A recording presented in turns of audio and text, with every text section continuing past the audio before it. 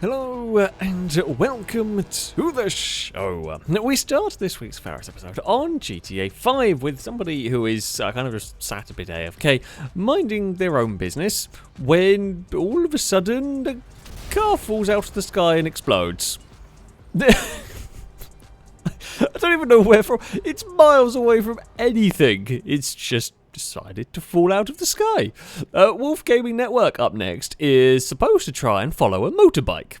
The problem is, said motorbike doesn't really know where it's going.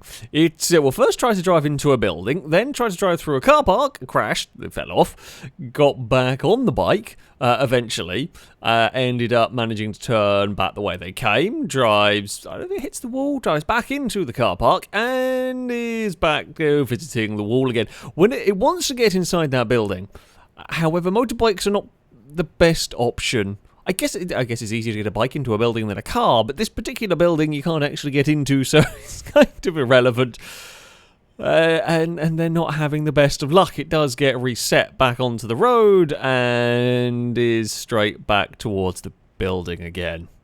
It's not very helpful. Up next, we have a selection of wonderful parking. We start with the Master on GTA 5. So they're flying some sort of fighter, bomber, aircrafty thing. I don't know the aircraft on this game anymore. Long since forgotten what they're called. Either way, they do a bombing run, get the turn a little bit wrong, sort of dive a little bit too much, can't quite avoid the buildings, and park it. It's, I mean, pretty well balanced, to be honest. Of all the ways to hit a building with an aircraft in GTA 5, that's the one that actually comes out relatively well from everything. The best bit, though, is when they go to get out of the aircraft. Yes, they have to use the ejector seat, and at least both of them. They both survived landing on the roof there. We move to boats next. MrDrift is on GTA 5, whizzing around with, well, I say one of the faster boats, probably. Unfortunately, they're not quite paying full attention. They're busy looking at the phone, flicking through the contacts, misjudged quite where they are, and managed to park their boat on a roof. I mean, I think they were going to be ditching the boat at some point anyway, but still, that's not normally where you park a boat. Still Guns is up next on Beam, doing a little bit of science, yes, finding out how many buses you can fit on a destructible bridge. And the answer is 3, the fourth one does kind of break it. However, as everything goes tumbling down, as you would expect, we managed to get a just slightly inconveniently parked bus, but it is stuck. The best bit is actually, it took a hit from one of the bendy buses as well, and it still stayed firm. As well, one of the bendy buses got cut in half, but no, that is actually very, very well stuck in all of that. So, well, there we go, yeah. Not only do you know it takes 4 buses to break a bridge, but you can also park them in the ravine. RC Cookie is up next on Beam, doing a time trial, and it's on the final section when things go wrong and a car gets cut in half. I think the blue checkpoint is the finish line for this, and it's a decent length time trial, this one. Just a little bit too much understeer, clips a lamppost, cuts the car in half, and that is the end of that. Welshtoast is up next on Horizon 5 with a lot of traffic problem. So, this is one of the street races. Not very helpful if traffic cars spawn right at the very start of the race, like on the start grid, messes up the AI, and caused a fair amount of chaos. The thing is, though, this keeps happening during the street. Now, I've done these street races in the past, and traffic can be a little bit of a pain, but this one is just a whole nother level of chaotic. The AI had an R8 going backwards. We've now got the Porsche race cars spinning around for, seemingly no reason, presume traffic related, for it to be doing a random donut in the middle of the track. There's a Funko going backwards as well. Just, of all the times I've seen these races, sometimes, that's all within the first minute as well. Sometimes you get some traffic, but not that much chaos. We stick with Horizon 5. We've got the Baja Bone Shaker racing up against a monster truck. Now, whenever you have these showdown races, if you make contact with the sort of showcase vehicle, if you like, something funky happens, and sure enough, that is the case here. We first bounce off the roof, roll, and, well, don't argue with the monster truck, because funnily enough, you're going to come off worse, gets punted out of the way, rolled again, and slides into a tyre bundle.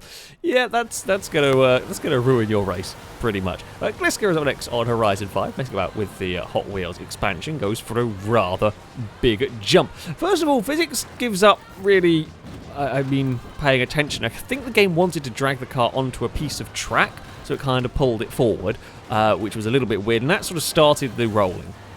And we're still rolling. It's doing its over-dramatic flailing about, kind of doing its Premier League footballer impression, as we're still rolling. However, most impressively, it lands on its wheels.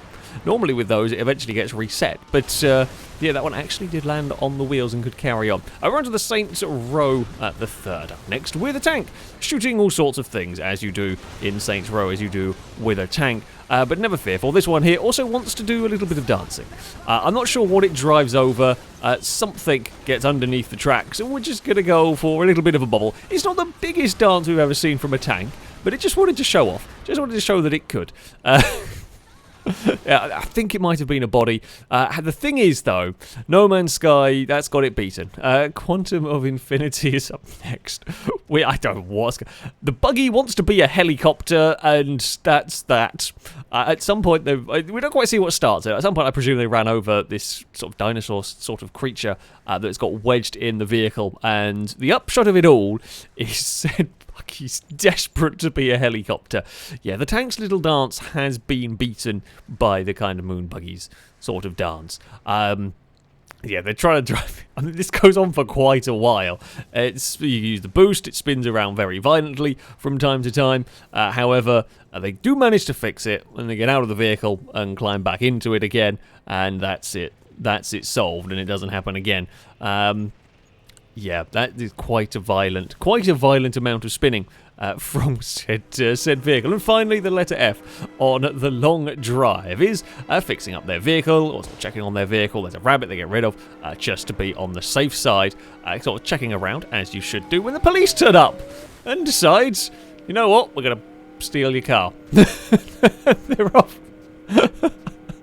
There's nothing you can do. The police have just run off with their car, and it's still going. It's off into the distance. Yeah, I think that might be a game over at that point. It's amazing that it managed to push the car so perfectly in a straight line as well. It's very, very impressive. I mean, I've played a fair bit of long drive and never even got close to seeing something like that. But I hope that wasn't many hours into the playthrough as well. But that is going to be it for this episode. As ever, if you have clips you'd like to submit to this series, you can via a Google form. There'll be a link to it in the description. All the rules and how it works can be found on there. That, though, is going to be it from me. Thank you all very much for watching, and until next time, a goodbye.